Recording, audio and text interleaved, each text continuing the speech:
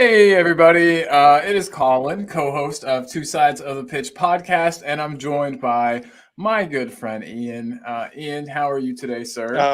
I'm good. I'm good. For anybody watching, as Colin knows, I'm in sunny Spain. It's been like 32 degrees and seriously hot for the beginning of October. So absolutely. And if I slur, it's because I've had a couple of beers because it was so hot. But No, hey, that's yeah. that's good. I was saying earlier, a tipsy Ian is my favorite Ian. So you were all good, buddy. Well, I You're hope all it's good. not that often.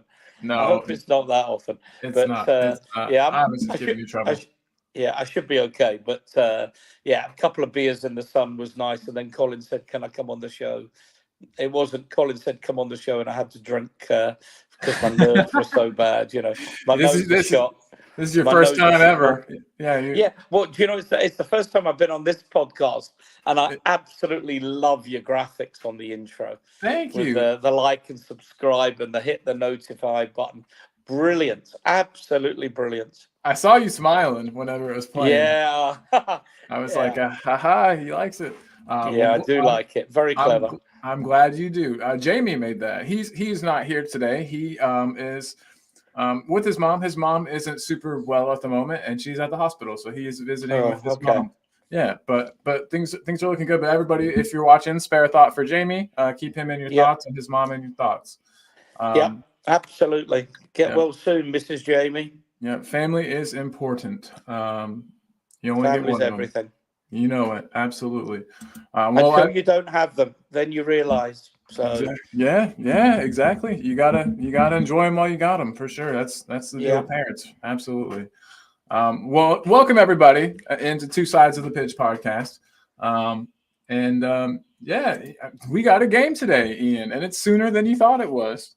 yeah, You, absolutely. They come thick and fast now, don't they? they do, and I like it. I mean, we haven't been losing, but it's nice whenever Oh, you hey, do. hey, hey! I've got it. Hey, I'm gonna scoop you. I'm gonna scoop you. Mikey Moore and Will Lancashire start for Tottenham tonight. Now, I Holy predicted a smokes! team on, so I predicted a team that had that. I'm now gonna try Colin because I've taken you off. But Spurs Express, I'm gonna try and get this team up for you. Well, Um, that's insane because I have a banner right here that says "Will Moore start today?" or more Timo, but it looks like I've got my answer. Well, you Um, might have Timo as well, but yeah. Right, I need to get you back on screen. There you are. I can't see it, but it's come up on Spurs Express, and Let me I look did it up put you. over here. Yeah, you'll know on the Spurs diehards. What do you call it? The WhatsApp group that I predicted a team, and that team had Lancashire and Moore to start. So I'm Wow, absolutely over the moon. you are a clairvoyant. You must be seeing into the Yeah. future because I wouldn't have expected either of them to start. I thought they'd Uh, both get game time, but the fact that they're starting is surprising to me. But I'm yeah. happy about it. It's a pleasant surprise. It's not a bad Well, surprise. I have seen Lancashire. I've seen him a couple of times, but I've certainly seen him play when he came on for a little cameo at Hearts. And you just think this boy's got something. If you know ball, you know when you see a player if they've got something, and this boy has something. And I'm really excited to see him play.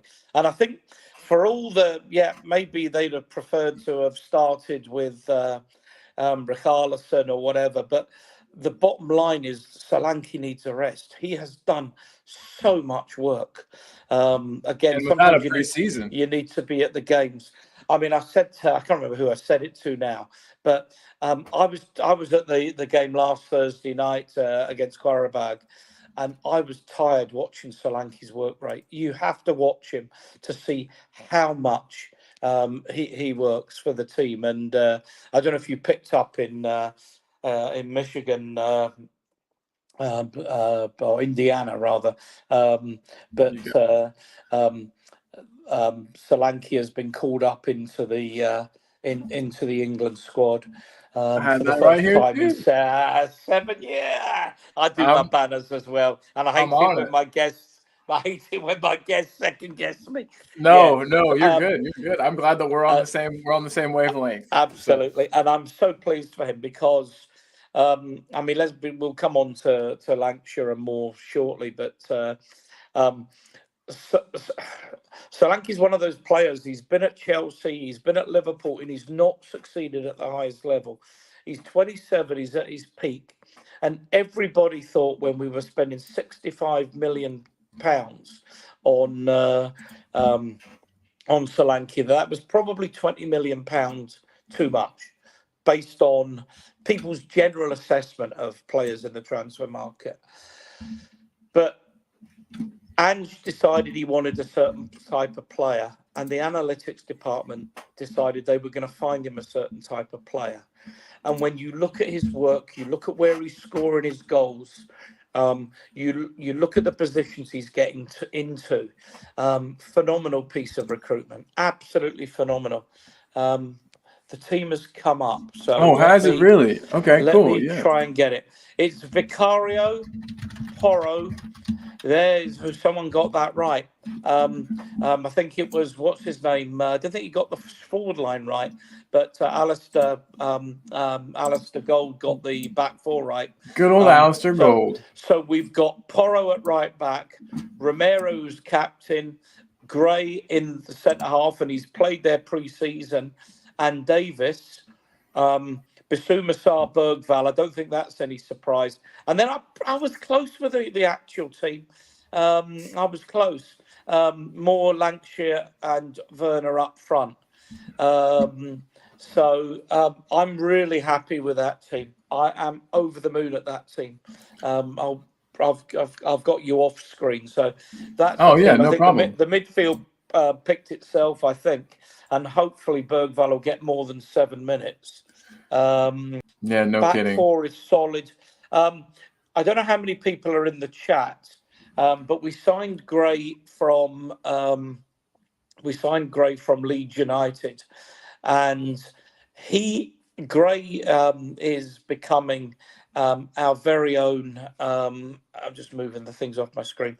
Our very own Paul Madeley. Now, if you don't know who Paul Madeley is, have a Google, because Paul Madeley was when there was one substitute, Madeley was the substitute pretty well on the Don Revie's Leeds, and he was one of those versatile players. He could play centre defence, he could play fullback, he could play midfield. Very versatile, and the boy Gray's becoming that for us. So. I was really delighted for him. He'll learn a lot playing alongside Romero as well. Oh my God, definitely. I'm happy with the lineup as well. I mean, up front, we don't look like we've got the most attacking power, you would say, but you know, Lancashire's a great player. We've seen good things from him in preseason. I'm really excited to see what he can do with, you know, a full 90 minutes or hopefully close to a full 90.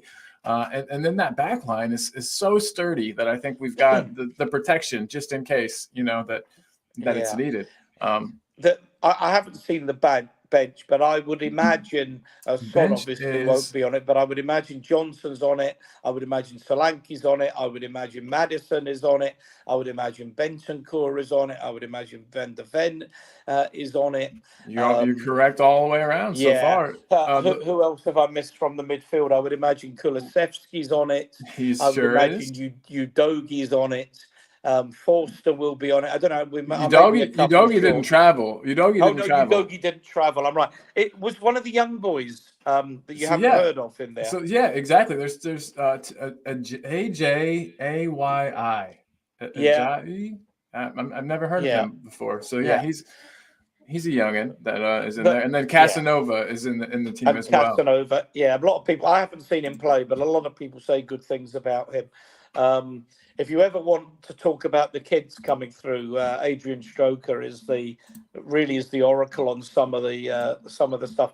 But look, the bottom line, Colin, is he's starting, and I quite like this on a game like this. We've won the first game.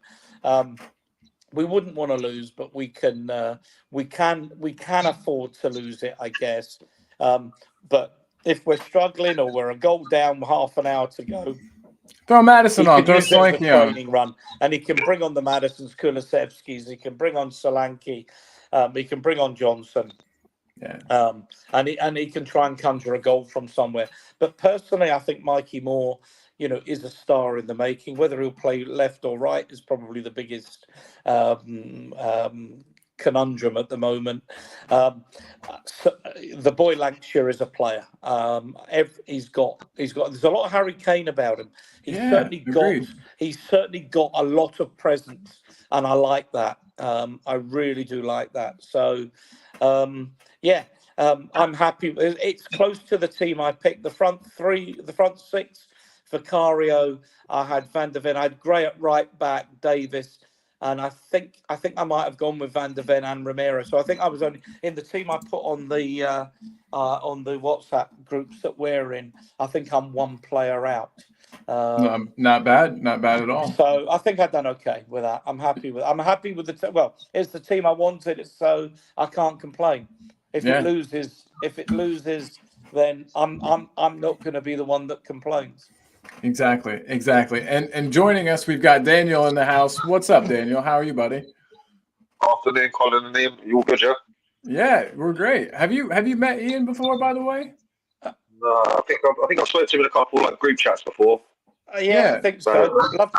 Love to see you on picture, but hey, can't have everything.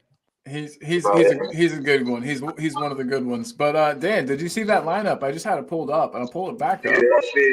Yeah, I see it. Did you see Gray at centre back? I think he's playing left back, mate, in that lineup there. It looks like.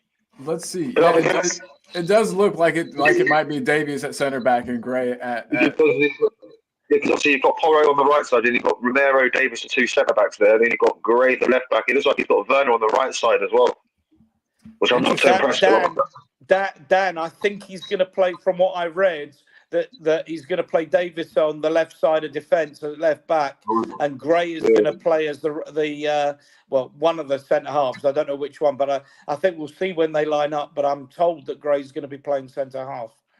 Interesting. He played in a few pre-season friendlies, so that makes sense. Yeah, he did. He did, and he was good. He was out. I saw him he played there in the first half at Tynecastle against Hearts, and he was very impressive. His reading of the game, anticipation, distribution were really, really impressive. I know Hearts are not a great side, but it doesn't matter. You can only do do it against what's in front of you, and he was very, very good there. Absolutely. Yeah. And we've got the subs, Dan. I was going to say we've got the subs to bring on just in case everything goes south. And he's on the bench. Then there's like Johnson. I presume Johnson's definitely on the bench. I thought, even though obviously we have to rest our players, I thought Johnson might have started again today. I thought so too. On the right side as well, because where he's like, especially in form and I'm not. I just like Werner's definitely playing on the right, which I'm not too sure about at all, man. I've barely seen him play. I've barely seen him play on the right at all. Like, I'm not going to make this a Timo Werner bashing and start bashing him how bad he plays on the left, but playing him I'm not seeing him play on the right at all, really. So it gets me. But I'm happy to see Lancashire and Moore play. I'm definitely happy to see both them play. I'm really happy to see Lancashire. Play because we can't keep playing Solanke every single minute of every single game. Yeah, so I'm happy to see Lancashire play because we talked him up in the summer, saying that this is his chance to show everyone this season. So I'm glad to see him get some minutes early in the season as well. He probably would have got some minutes before that. He probably would have got some minutes before that if he didn't get the injury early in the season. Yeah. So I'm glad to see Bergvall getting minutes as well, getting a start in the Europa League because it's harsh what happened to him last week. But that's unfortunately that's football. That happens sometimes. Sometimes you have to do what's best for the team, and obviously I felt gutted for him last week, but obviously he had to sacrifice someone, didn't he, for that after what happened in the first 7 minutes of the game. And unfortunately, the other day was Bergvall. Yeah. I'll be more. Dan. Sorry, Colin, can I come in? Because Dan is a bit echoey in my headphones, so my earpods. So, but in terms of the team, my anticipation again is that, unless I picked you up wrong, is that Werner will stay left and that Mikey Moore will play on the right. I might be wrong about that, but I would half expect Mikey Moore to play on the right. Certainly, again, when I've seen him a couple of games pre-season, he played right. But we'll see. I mean, there's a case, obviously, for when Werner was through twice on goal and going across onto his right foot, that maybe he'll be better coming in from the right. But we will see. We will absolutely see in an hour. Yeah, and I don't want to make this all about Werner, but Ian, what did you think of Werner's performance against United? Was he? I know that he missed those 2 clear-cut chances, but other than, I mean, I guess if you had to give him a grade out of 10, what would you have given him for that match? I'd probably only have to be able to give him a 5 or a 6, unfortunately. Right. What I think people need to get about Werner and why Ange wants him is, first thing, is an incredibly intelligent player. His ability to run in, to anticipate the play, read the play, run in behind the fullback is absolutely exceptional. The problem has been when he gets the ball. I mean, there's 2 aspects to this. First of all, you've got to be good enough to get into the positions to miss them. And he seems to have an uncanny ability to get through one-on-one with a goalkeeper. That doesn't come by accident. That comes with work. That comes with reading the game. That comes with anticipation. That comes with the initial pace to run in. But then he gets the bloody ball.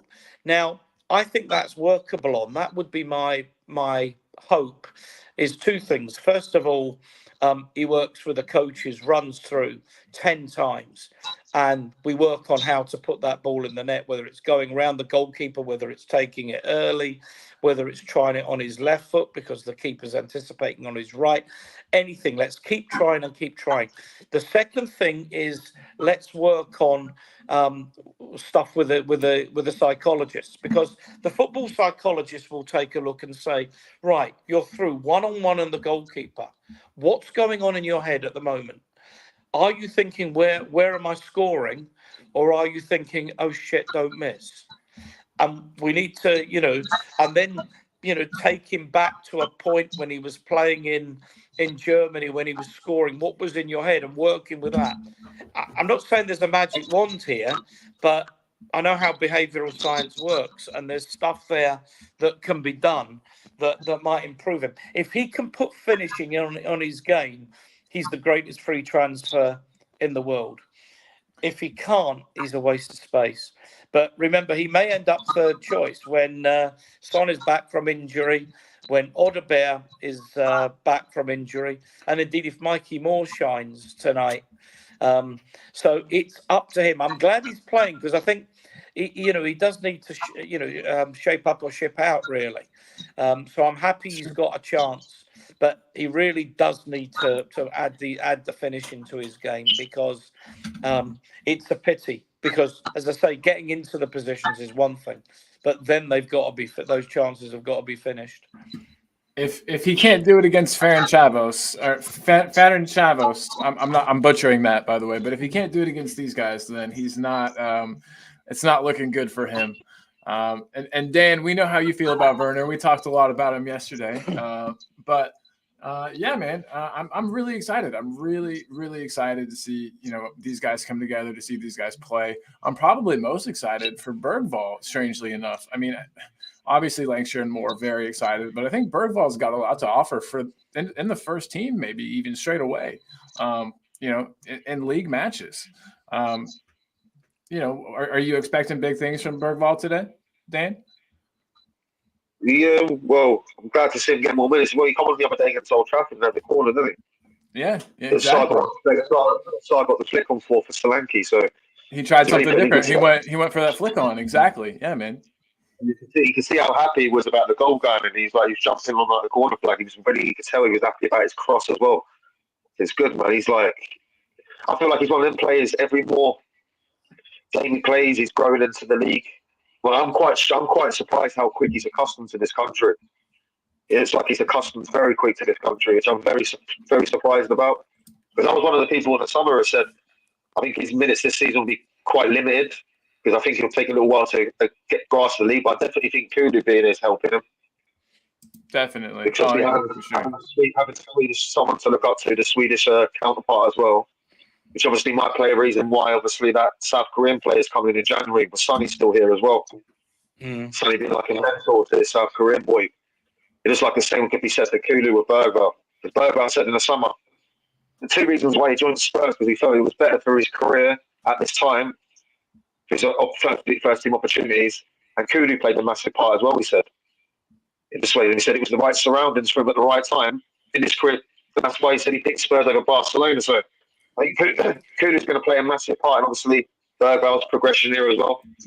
Because obviously now that Kudu's gone more into the central midfield as well, which obviously that means he can mentor Bergwall even more.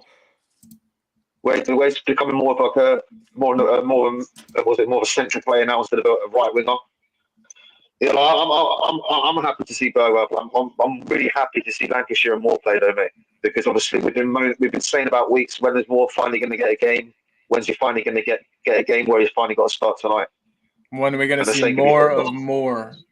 So to speak. The same can be said for Lancashire as well. But I'm just happy to see us rotate our number 9 because Solanke's been putting a lot of dog's work in the last few weeks. And he had no preseason. No preseason with him either. Yeah, especially the Man United game. Like, it's not just he's got 3 poachers goals, which I'm happy about because that's what you need from a striker to come alive in the box and to score them poacher goals. But I'm happy about his work rate as well. When you look at the Ivan Toney deal now to the Solanke deal, you could have got Ivan Toney for 40-45 million pounds. But what you don't get with Ivan Toney is you don't get pressing. He doesn't press, which means he doesn't fit this Ange system. So like we could pay for the extra £20 million for Solanke over Toney. We could look at it now and be like, Solanke was the right deal for this club. Spot on. People can say Ivan Toney in the summer. We're moaning about it now, but the way the system plays, Toney would have not fit into this system. So now we now have a striker who's got a structured way of pressing from the front. I'm not going to criticise Richie too much here, but sometimes it feels like with Richie, his headless pressing. Yeah, like pressing just for the sake of it. Yeah, it's like this. I don't feel there's not like a structure to his pressing at times. But with Solanke, I feel like he's the first line of press now. Yeah, I feel like our press has become more structured. It's become more structured this season as well because Solanke. You can see the numbers. I know it's only early in the season, so the numbers might change. But you can see how much our impressions improved from last season already. Yeah, it's getting even better. And Ian, I'm sorry. Sorry, mate. Sorry. No, you're good. You're good, buddy. I was just gonna say, Ian is a big fan of Ange. Watched him at Celtic. So, do you think Solanke is the perfect player for this system? Oh, I absolutely agree with everything that Dan has said. Sorry, it makes for boring viewing, I guess. But totally. No, it's good stuff. There's the old computer thing about the computer man who charges you $1,000 for repairing your computer, and it's like, yeah, but hang on a minute, why are you charging me? It's that piece you put in was only $1. Yeah, he said the price for that is $1, but $999 is for knowing where to put it. And you could say about Solanke, and we're using this analogy, ability to score 20 tap-ins a season, £5 million. Getting into the position to score 20 tap-ins a season, £60 million. That's the point. And I think, as I say, I was at the Qarabag. I said earlier, I was at the Qarabag game last week. And the work that man did, Solanke, across the line, running, closing down, putting them under pressure. He did it at United, I know, and there's other games. But when you're at the game, you see the game completely differently. And against Qarabag, he never stopped working. I mean, I was knackered watching him. He worked so hard. Seriously worked so hard. So I'm delighted for him. Delighted he's got that call up, as we said. And I totally agree with Dan. The analytics people did their job. He's the perfect player to play Ange ball with the press and the work, and then getting into position to put the ball in the net from the positions he gets into when we deliver the ball low into the area. perfect player for us. I was going to say the same thing. We do so many of those low crosses into the box. And, that seems to be kind of the way that Ange wants to feed the striker. And there's been times before Solanke came or before he was fit or when he wasn't playing that we didn't have anybody in those positions to finish off any of those crosses. But Solanke's that guy. He's going to be there. He's going to feed off of those. I think that from the little we saw of Odobert, I think he was putting in some crosses into a nice area. And I'm excited to see him and Solanke team up. I'm excited. I'm just excited to see the future. It all looks, I know it's corny to say, but the future looks bright for Spurs right now. It's all kind of coming together. We didn't have the greatest start to the season. Is the line a little high? Yeah, but I like it. And I think that it creates chances. And while it creates chances for the other team as well, I think we've done a good job at limiting those chances and making them more half chances than full chances. So that's another good thing. I was going to pull up the lineup for Ferran Chavos, but let's be honest, none of us know any of those players, I don't think. I want to see if I know any of them. Yeah, I was going to say I pulled up some info about Ferran Chavos. They are a club that was founded in 1899, making them the oldest football club in Hungary. So that's pretty cool. They play in green and white, which so that's kind of surprising that we chose our green kits today. But anyway, and the club has notable history in European competitions, including reaching the semifinals of the UEFA Cup Winners' Cup in 1975. And so their history is a long time ago. Their big European history, a lot like Spurs. Sadly, I don't think they're going to be able to add to their trophy cabinet in this competition this year. But I'm excited. Are you guys at all worried with the lineup that you've seen that we might have a hard time tonight? And Ian, you can go first. Yeah, I don't know anything about Ferencváros. I'm old enough to remember. I remember them playing Leeds in the Old Fairs Cup in 1968, which was one of the forerunners of the Europa Cup, which is the forerunner of the Europa League. And they were a good side then. And Hungarian football in the 1950s was absolutely exceptional. Yeah. Probably for the last, 45, 50 years, it's not been that good. I don't know anything about them. I know that they've won. I think they've won all 6 of their league games so far. But Karabag were in really good form as well.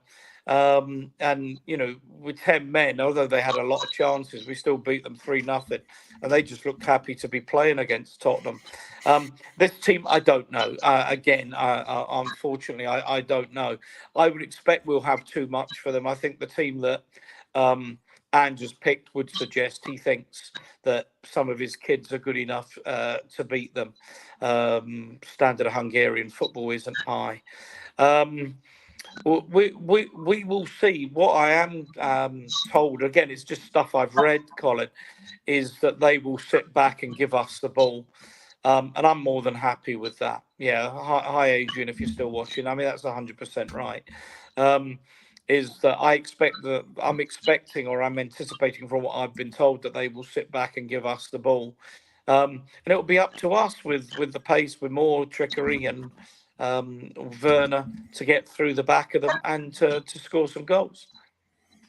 Yeah, absolutely. I like this comment. Sorry, I'm kind of jumping all over the place, but Wayne Bonner's comment was nice. He said that Werner's a good player, but he can't produce the finish to hit the back of the net. He needs to practice on shooting or have someone up there with him. That's a decent idea to have him as like kind of a partner to somebody up front. I think in these European games that could absolutely work. Dan, have you completely given up hope on Werner? Yes, mate. Yeah. Sorry, but no problem. Mate, but I feel like this is definitely a confidence thing, and this ain't like a short-term confidence thing. This has not been a confidence thing for like over 3 years now. Like he has lost any predatory instinct in front of goal. Like he's become like one of these players. Like his confidence is complete shot. Like he second guesses himself every time he's through a goal now, because he's still remembering the stuff that he done wrong when he was playing for Chelsea. Like he's the perfect example of a confidence player here. He's Yeah. basically his confidence is completely shot in front of goal. Like Timo Werner was the guy who was banging him 20 plus goals for Leipzig for 4 years on the road before he come to Chelsea. This guy was one of the most wanted marksmen in world football for a time. And then as soon as he come to Chelsea, it's like he left his shooting boots in Germany.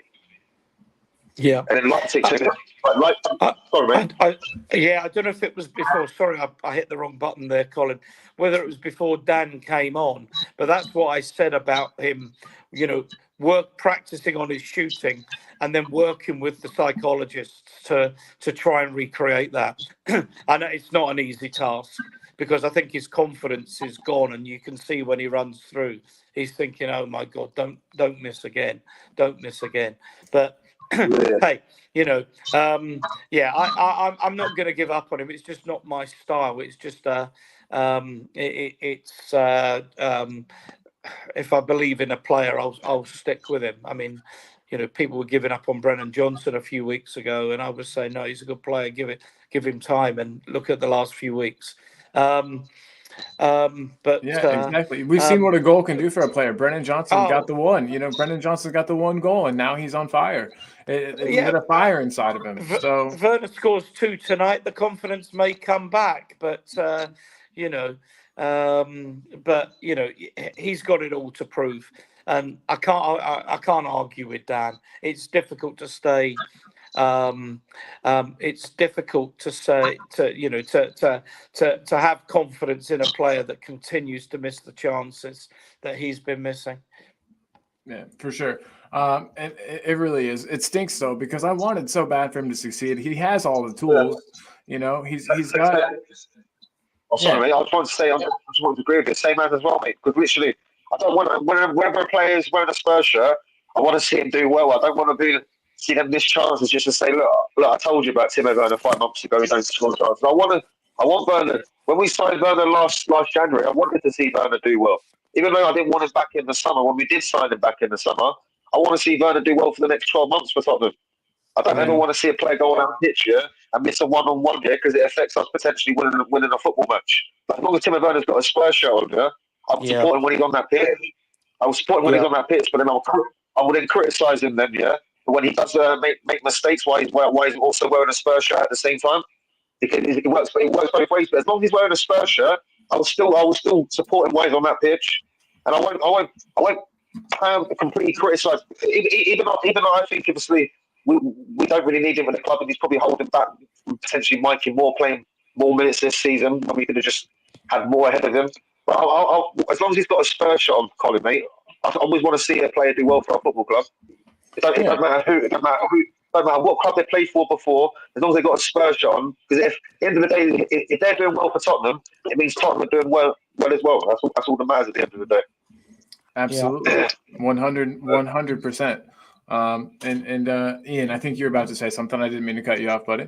Yeah, no, I was fine. No, I agree. I want to see him do well. I'm not confident either, but as I say, I think there's 2 issues. I mean, obviously there's his confidence and his failure to convert these chances. I would be more. It was the same when we weren't winning the matches against Newcastle and Leicester. I would be more worried if we weren't creating chances. I would be more worried if we weren't getting into position to score goals, because that's a bigger problem if you can't create chances.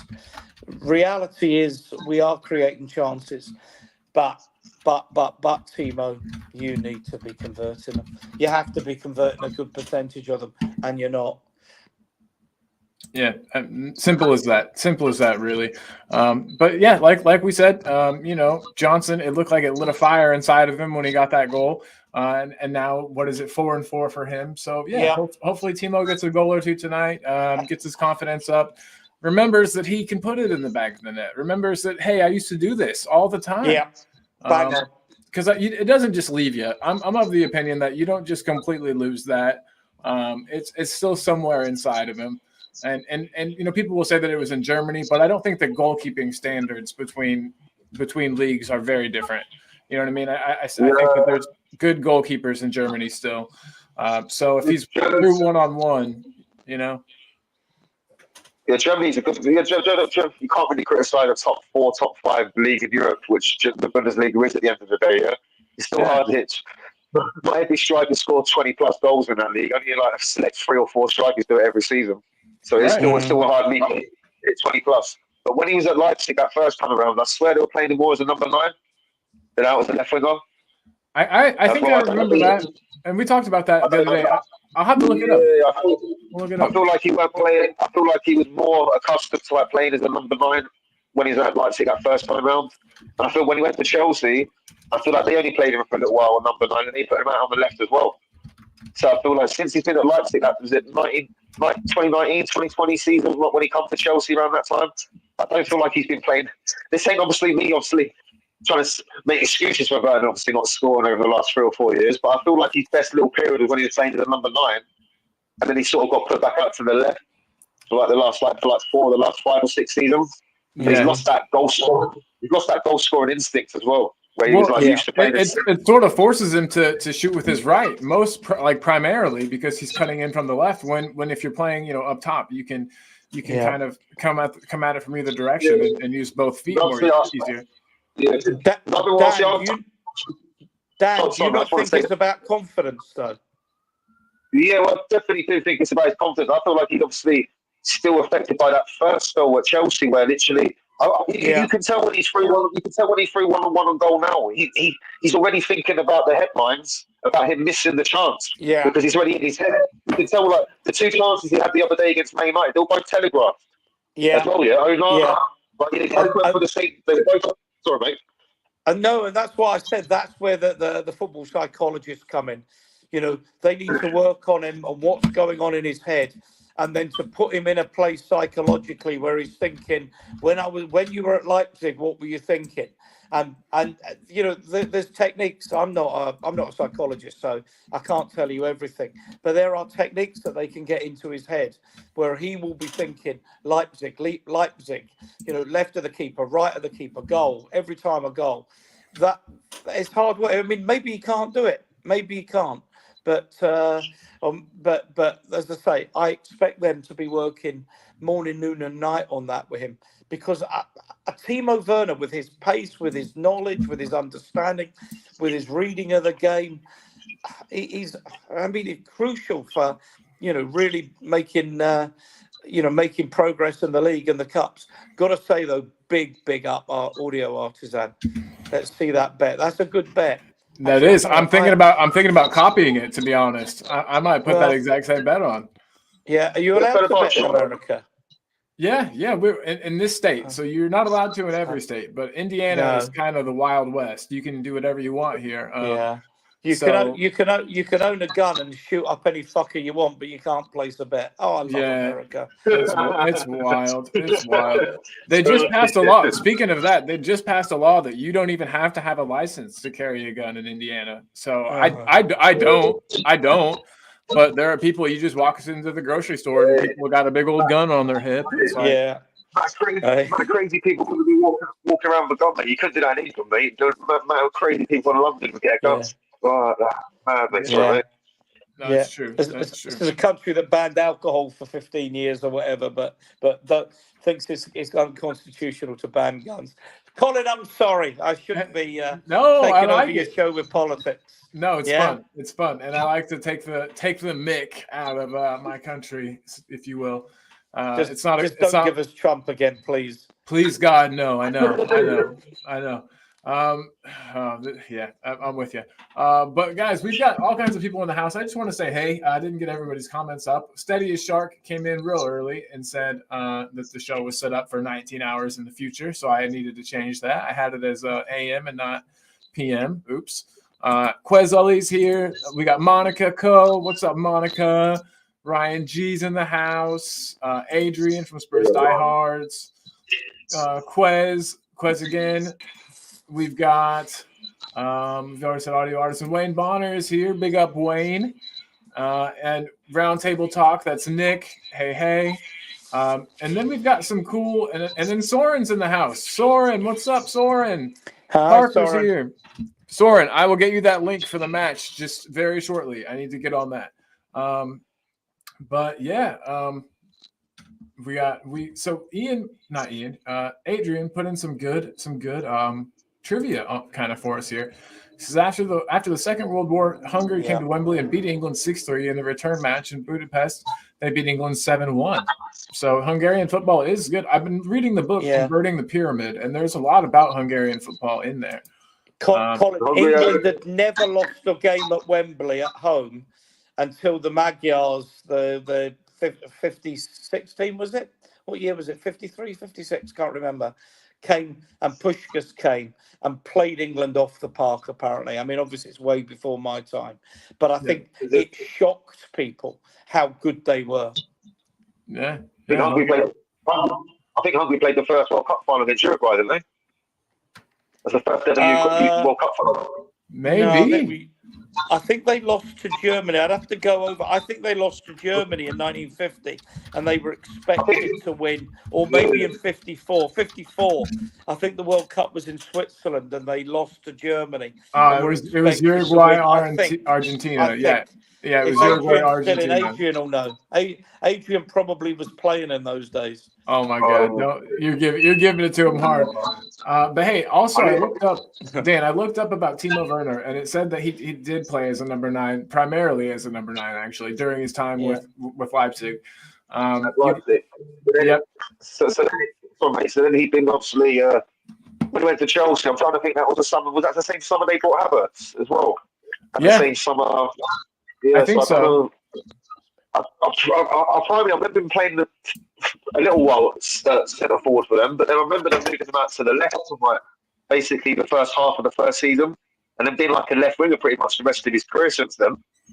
So in a way, I'm not going to use that as an excuse, but in a way, it don't really help that his favoured position where he's banging in goals for fun. He then got moved out of it, and when you're playing as a left winger, you then obviously, because when he plays like a number 9, you have to have that bit of selfish ability about you when you're like Fox in the box. When you're as a left winger, you then become more of like a team player as well. You've got to put it across the box for the centre forward more. Yeah, so I feel like his game he's been toned down a bit, because where he's become more of a left winger. But like Ian said earlier, he's got attributes to his game that are good for Tottenham. Yeah, it's just where his confidence in front of the goal is so low at the moment. It's like you're forgetting about the other bits of his game that obviously are good. So his pace is a weapon. He does know how to use it at times as well. Good as well. He can literally get past the player, ball in the box quite easy as well. It's just I don't know, mate. I'm just frustrated. I'm frustrated with him, mate. But I still have a little bit. If he gets a goal tonight and he gets a little bit of confidence, still get some decent numbers between the end of the season. It's only a loan. It's a loan spell, mate. I can't really see this club making it permanent at the end of the season unless he does something magical. Yeah. He would have to get double figures in goals and assists, I think, for that to happen. But the way this club is, and the way we seem to have this little relationship building up with Leipzig, it wouldn't surprise me if it's like a third-year loan. Wouldn't surprise me either. That's another loan in the summer, and it ends up becoming like a permanent transfer fee option of then $7 million the summer after. It seems Leipzig don't have any plans for him at all there. They seem to be quite happy just to loan him out again for another 12 months. Yeah. So they were quite happy to lower the option fee as well. Yeah. They seem to be. Sorry, mate. Remember, we've got Odebear coming through. He'll come back. Yeah. We've also got the young South Korean boy. So and we've got Manor Solomon on loan too. I mean, Manor Solomon proved that in the 1 or 2 games that he played that he could contribute. He's already at least. Did he leave on a permanent transfer, or was it just a loan? No, he's on loan. I think he's injured already. He's injured the last couple of games already. I think he might be back on Friday or Saturday, but now the guy who's got ahead of him is playing quite well, so he might struggle to get back into that Leeds team on the left anyway. Yeah, that's a very good point. So Ian, I know you got to go. Yeah, I tell you one thing though. It's not for me to tell you how to run your show, but Adrian just as a scholar of the game. You could do worse than get him on to talk about Hungary and Hungarian football. I would love a real education of people before older than me, but to understand how good Hungarian football was in the in the 50s. And I say that the fact that that team didn't win a World Cup was considered to be almost a travesty. I think I haven't looked it up, and I can't because I'm working with you. But I think it was 1954, and they lost to Germany in Switzerland, and were expected to. It was a surprise. They expected to win the World Cup, and if I've got that wrong, I apologise. But yeah, I do need to go. I need to get myself ready and stuff for the game. I was going to eat way ago, but you asked me to come on. I do need to go. Yeah, Brilliant. absolutely. Thanks for being here, and guys, make sure you Colin. It's anytime. It's always a pleasure being on with you and Dan. Great, listen to your contributions. Loved it. Will you go ahead and plug? You want to go ahead and plug Spurs Diehards real quick? I got a link up right here for everybody. Yeah, we do Spurs Diehards. We're a new channel, but we're growing really well. 8 o'clock on Tuesdays, Fridays, and Sundays. I host on a Sunday night. So always be after the Brighton game on Sunday afternoon, 8 o'clock BST, which will be 3 p.m. your time Eastern, 9 p.m. Central European time for me. But yeah, please give us a watch, give us a like, give us a subscribe. Be great to see you. But thanks everybody, and good comments in the chat as well. So Colin, thank you for having me on.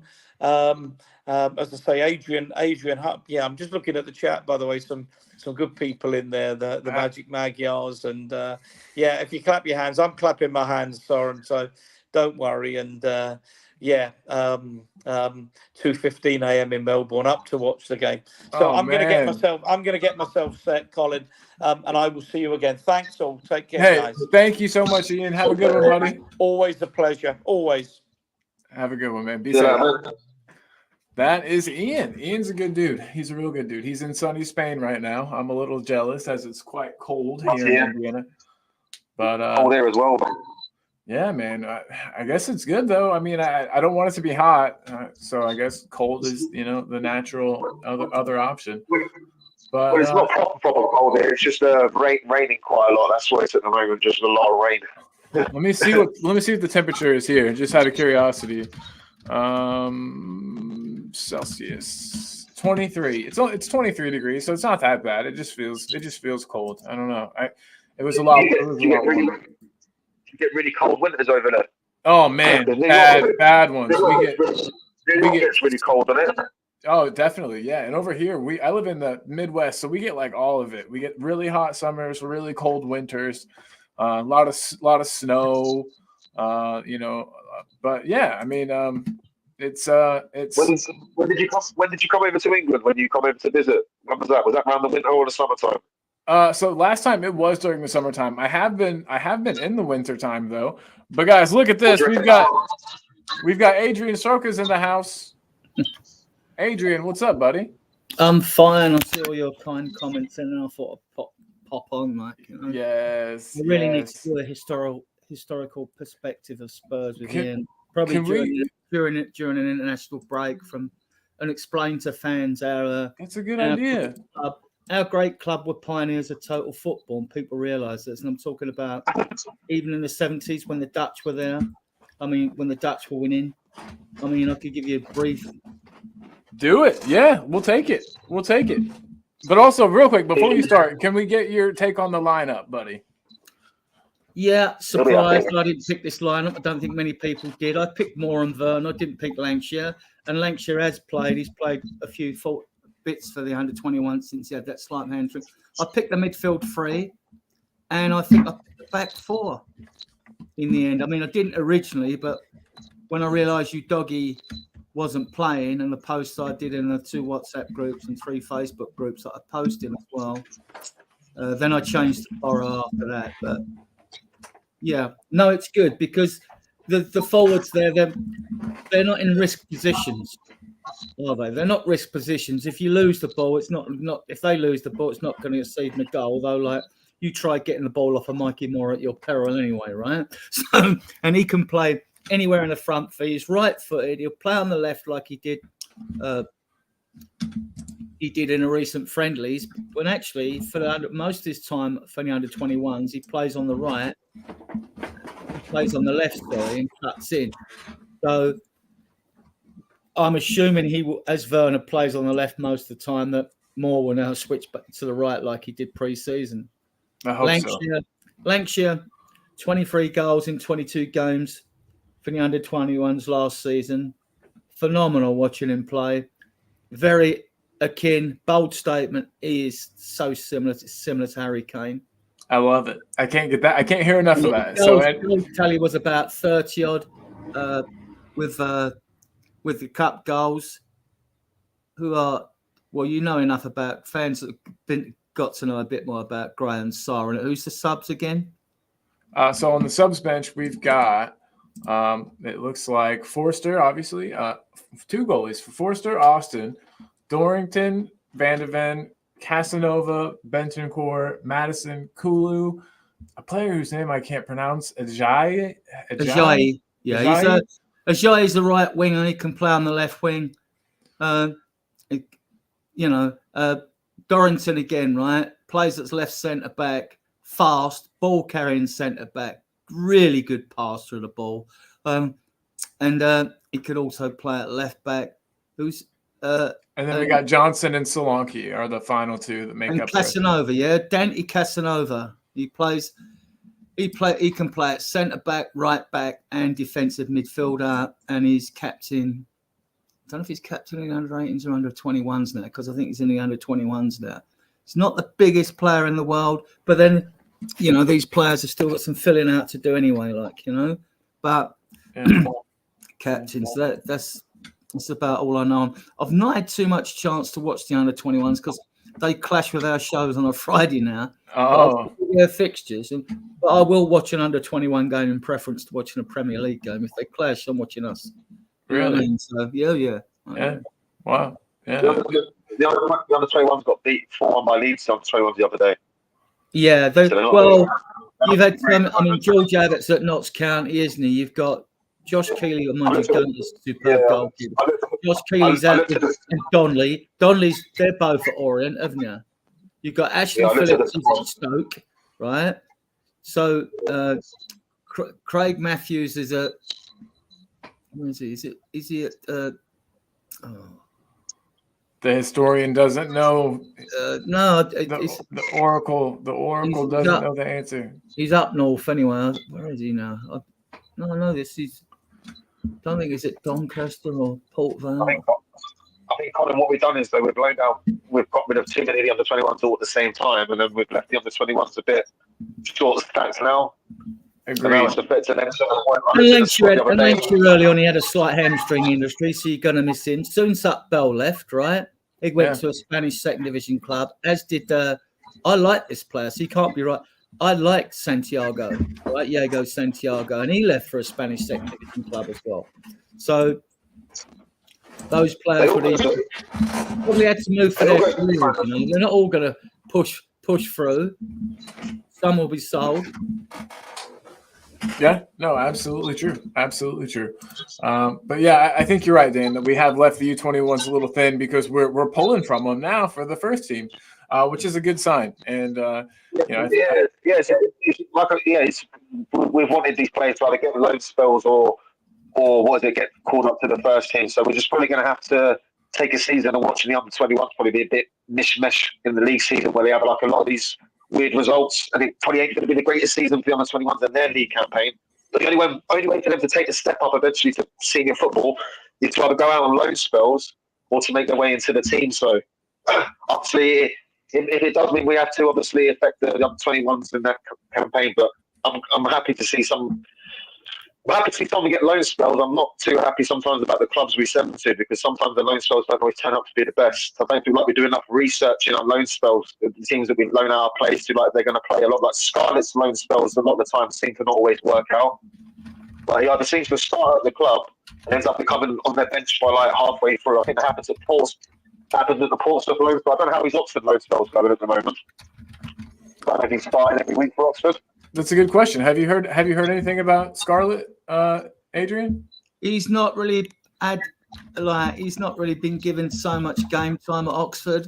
So I don't know what'll happen. I think with some of these players, if they don't get the game time, they must have it in their loan. contracts will take them back in January.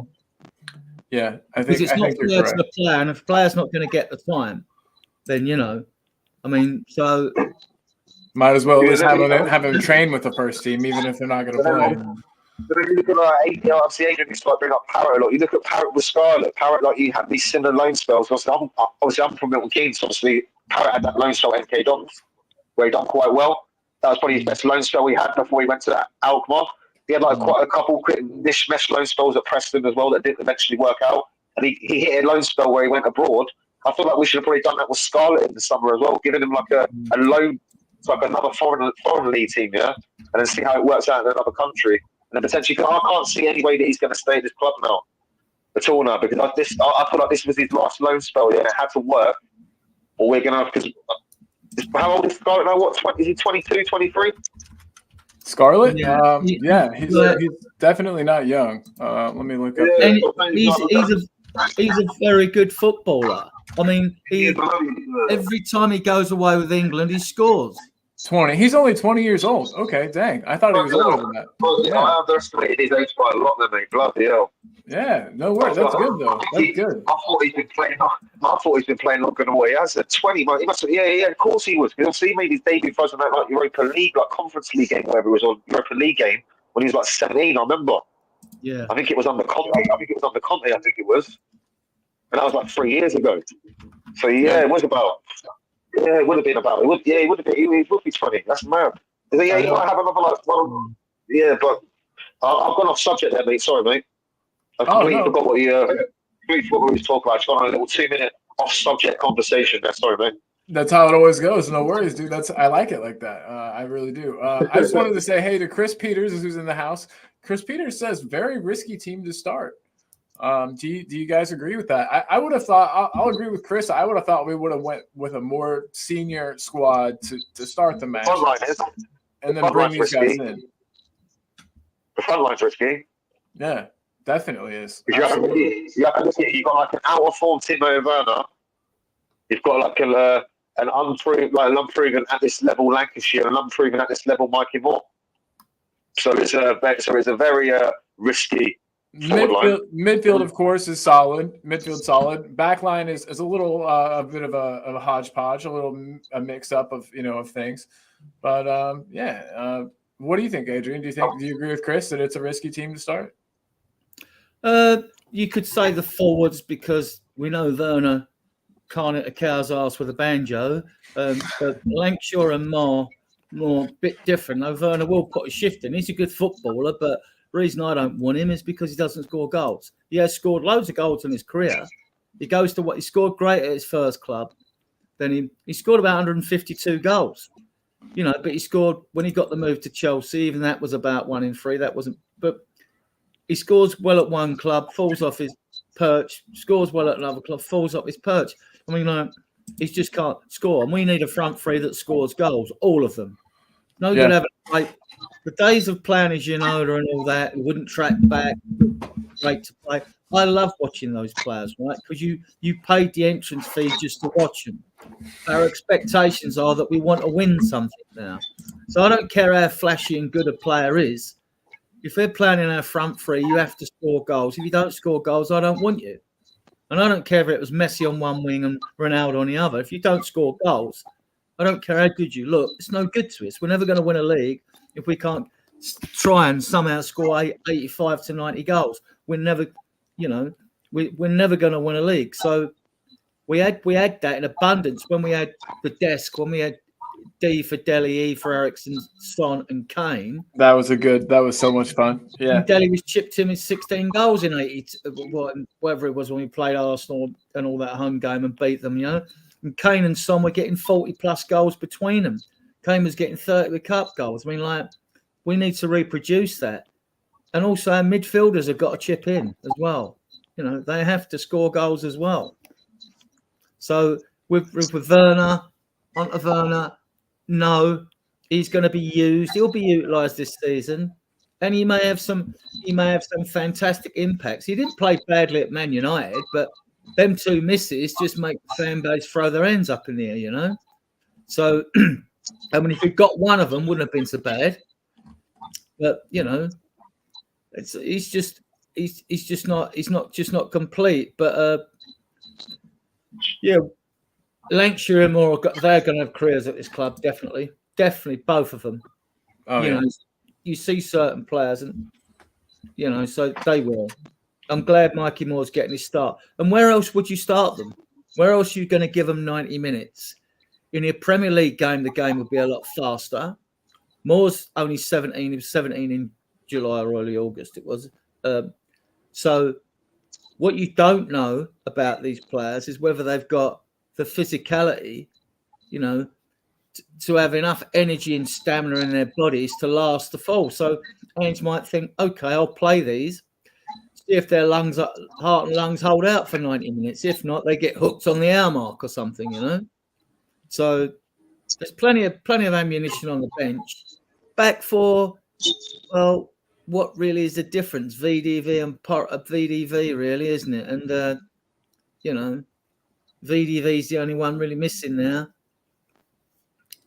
Yeah, that's true. VDV does kind of, I think, though, allow us to play that high line. I'm wondering if we'll play as high of a line today. I mean, I'm sure we will. We never really seem to deviate from the plans, in the way that we play. So I'm sure we will play the high line. Colin, mate, I'm happy not to see Van der Ven play today, though, because if we'd have played Van der Ven, that would have been they'd have played on Sunday against Man United, Van der Ven and Romero. Then they would have played again today, and then they played again on Sunday at Brighton. One of them had to rest for this game today here. You can't expect them to literally 3 games in the space of 7 days. With how much running we want Van der Ven to do with this high line, it was probably better. It was Van der Ven, the one who took the rest in this game over Romero, because the Brighton game on Sunday. Let's be realistic. It'll be a much more tougher game than this. So agreed completely. Yeah, it'll be the battle of the high lines. It's going to be highlight these highlights. It's either going to be one of those games in football where people overhype it and it's going to be a boring 0-0, which I doubt it, or it's going to be one of them games where it's highlight these highlights. It's going to be like a 4-3 or a 4-4. Like a old school Tottenham and Arsenal game in like the early 2000s, late 2000s, where it finished 4-4, 5-4 sort of games, like high score and 8-goal thrillers. Because their high line is just as high as ours. Not as high, obviously, but bloody hell, they play a high line. So we're definitely going to get opportunities against Brighton. So I can see why they're going to get opportunities against us too. So I can see why Van der Ven's been left out of this game. Is Van der Ven on the bench? He is. Yeah, he is on the bench. It's understandable. You got there as like a bit of there's a bit of a safety net just in case this game goes a bit wrong and you have to bring him on, and so I can understand why. But I'm hoping we don't see him. Like you said, he does it. The press, not the press, but the press too. But the high line itself doesn't really work all that well without him. He's kind of the break glass in case of emergency type of player. They get through. It basically don't work around him, mate, because the pace, because how high the line is, and how quick he is. He's so quick compared to any of the rest of the defenders in our team. That the whole high line, defensive high line, has been built around Van der Ven. A lot of it, yeah. Where when he's not in the team, obviously we still do seem to play the high line quite as high. But like people have been saying recently, I do feel like Andrew's been adjusting a little bit with inverted obviously the left back and the right back. So it's making us, and I'm starting to see more from the central midfielders now, because it's not as congested in that central middle bit of the pitch. And you're starting to see Maddison now be able to pick up the pockets easier in the last few weeks. Where Adrian was saying earlier about our midfielders not scoring, they just start chipping in more goals. I completely agree. They need to chip in more goals, because you need the midfielders to also supply goals. But a few of them have scored this season already. Let's go through all competitions. Sarr's got a goal. Maddison's got a goal. Yeah, and I swear, who else? Who's the free one? Basuma got a goal as well. He scored in the Premier League. Yeah, that was a banger. Yeah, absolutely. That was right after he got in trouble for the balloons. Yes, that's true. I mean, I'm also doing a yellow card watch in our group. I mean, the two that are on the most at the moment, Bentancur's on free and Maddison's on free. Now, you've got to get to 19 games to get the amnesty. And if you get 10 yellow cards in the second part of the season, instead of the 1-match ban, you get a 2-match ban. So there's no way Maddison and Bentancur, no matter what happens to Bentancur with this ridiculous charge, right? And there's no way they're going to get through 19 games, right, without getting another 2 yellow cards each. It's in midfield. You pick more yellow cards up in midfield, even if you take one for the team. The ones we got to stamp out are the silly shirt pulling, the dissent, and the diving, like when Basuma got done and then got sent off at Luton away last season. This has got to be stopped. Maddison loves to give it all that to the referee all the time, doesn't he? You know, it's all that saying something to the ref, but it's the right way to do it, you know, which isn't dissent, you know. Yeah, no, absolutely. Absolutely. I love Maddison. I think part of why we love him is his attitude. You know what I mean? But you're right. He probably does need to rein it in. But at the same time, no, it shows that he's feisty, and that's what you want all the players to be like. You don't have to be passive. Yeah, Dele was feisty, and we all loved him. You know, so yeah, agreed. Agreed. So guys, the match is about to start. I won't have time to do a full watch along today because I've got to work halfway through the match, which sucks. But I was going to ask you guys before we start to kind of wrap up, can I get you guys' score predictions for the match today? I was humming between 2-0 and 3-0. I want a clean sheet, right? So, yeah, if we beat Man United 3-0 away, you'd think we should be out. It's different, though. You know what I mean? Different lineup. But I don't see why this team can't win 3-0. I think more. My guess was 5-0, and I'm not even joking or being the least bit sarcastic with that. I really think that's. And as Jose rightly said on his show last night, the British teams, even though we got one less in Europe than the Germans, have got 5 in the Champions League. They're all picking up this coefficient for winning and drawing games. None of our teams have lost yet. Good point. Fifth place will probably be good enough for champion. Well, actually, I think fifth place will be a given. The teams we got in the European competitions, you know, even in a conference league, you know what I mean, like, are good enough to get us there. Anyway, that's a long way off. No, but thank you, and you're right, 100%. We got to keep that coefficient up. We got to make sure that we keep those 4 at least 4 spots for the Champions League. But Dan, what's your score prediction, brother? I'll keep it safe, mate. Yeah. I still think with a high line eventually without Van der Ven, I do think we're still a bit vulnerable. I think they might catch that at least once. So I'm going to go 3-1. Safe, yeah, absolutely. That's not a bad one at all, and I can see it. I hope with Vicario in goal and Romero there, I'm hoping that we can keep up to a clean sheet. But you never know. As much as we all love Vicario, as much as he's a good shot stopper, he's shown that if he's targeted in the box, you know, he can fumble the ball. He can be a little weak in commanding his area. And so, definitely possible, man. Definitely possible. But I really, really want to see a clean sheet. I'm with Adrian. I think that we've got the personnel to do it. And if we can't keep a clean sheet against this team, I feel like we're in bad shape, you know. We really should be able to against these boys. There was a couple comments, too, I wanted to get through. We've got just like a few minutes here. Chris Peters, I just wanted to say hey to. He's here. And didn't say hey to him, first of all. Parker, hello, Parker. Big up. Soren is in the house, of course. Patty Hartnett. Big up, Patty. We need to talk after the show. And then what was the one that I saw? Sorry about this. This is it was from Peter Kagaias. Big up Pete the paramedic, who was very kind and donated some memberships to the show the other day. We appreciate you. He says that Puskas told me a long time ago that Ange will achieve things. And we forget that Ian said, I should have said Ange played under Puskas in Australia.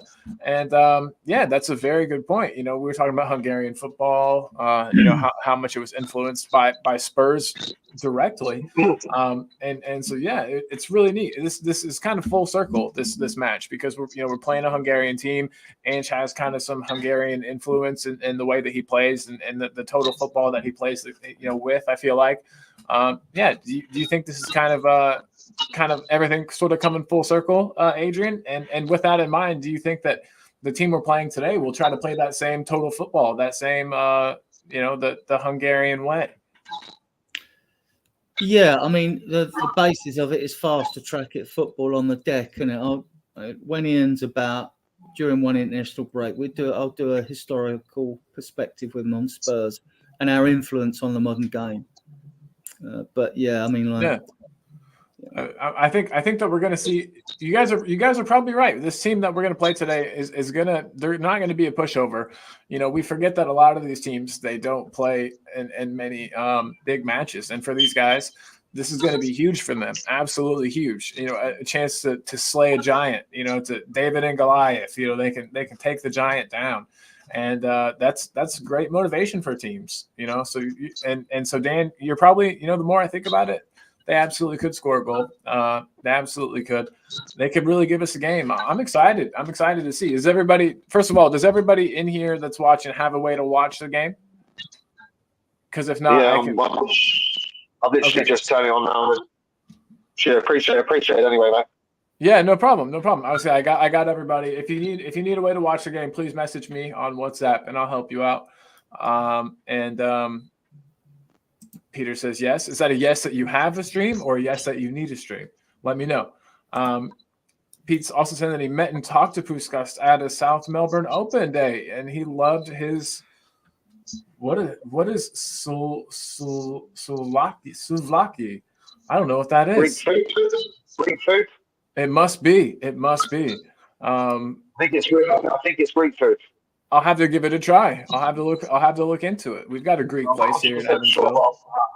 I have been to Greece a few times before when I was younger. My aunt used to live there. I think it might be Greek food. I'm not 100% sure though.